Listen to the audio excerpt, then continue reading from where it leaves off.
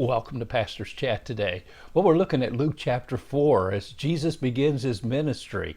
He went first to his hometown of Nazareth where he was rejected, and he goes down to Capernaum, a dark part of Galilee where demons run wild and people are wicked and evil, and Jesus shows up as a great light in the midst of that darkness, bringing peace and bringing salvation and bringing hope to hungry people and hurting people. And this is where he feeds the 5,000. We're going to see these miracles that Jesus did in Galilee, a lot more miracles than he did there in Jerusalem. But we see here in verses 31 through 37 that right in the synagogue, Jesus is confronted by a demon, and we talked about how that Jesus has authority over the demons. He faced the devil in the wilderness. Now he faces a demon in the synagogue, and there Jesus has authority and cast him out of this man, and this man is left without the demon, and the people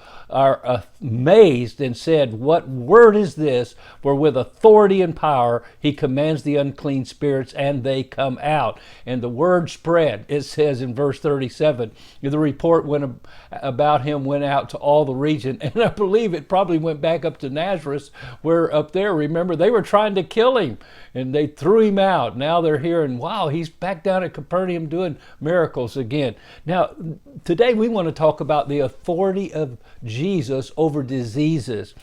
And he arose. Now he arose from the synagogue. Why he arose? He was sitting as he was teaching in the synagogue. And by the way, I've been to Capernaum many times. One again, my favorite places to go in Israel.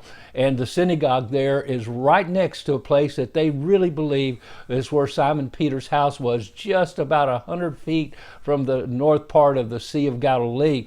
And he arose from the synagogue and went kind of next door to Simon's house, Simon Peter.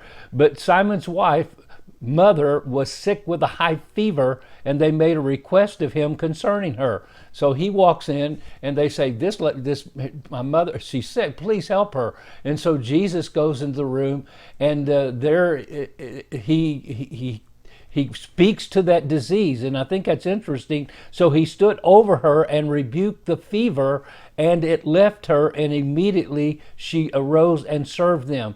Now when the sun was setting, now remember it was the Sabbath on Saturday, it was the Sabbath, you can only walk so far, go so long a distance, etc. But when the sun set, you're free to take off. And boy, the word had already begun to spread. Jesus is here. He's the miracle maker. He's the healer. I mean, he's the one who can cast out demons. And the people flocked to this little town of Capernaum. And it says here that any that were sick with various diseases brought them to him, and he laid his hands on every one of them and healed them.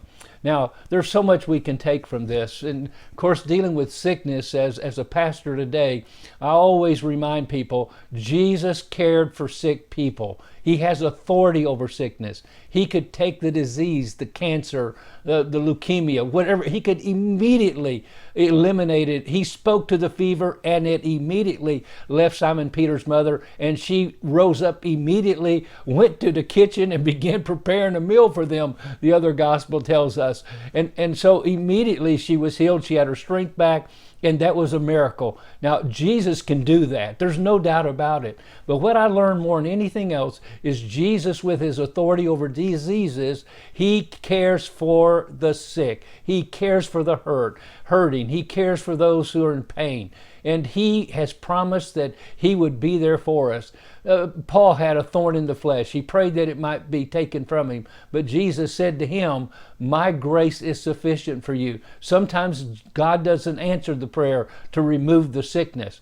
I know in James 5, we can get the elders of the church, we can lay hands on people and pray over them. And I have seen and watched with my own eyes Jesus heal people immediately. I've seen it. I know it's possible. But in many cases, the Lord allows us to have the sickness in our life for a reason. And all sickness is a result of the very first sin in the Garden of Eden that came with the curse. But my friend, Jesus loves you. He has authority over that sickness. He can take it out of you, or He will give you grace to deal with it in your life. And you can still love Him and trust Him because He cares for you. I just want to remind you of that today.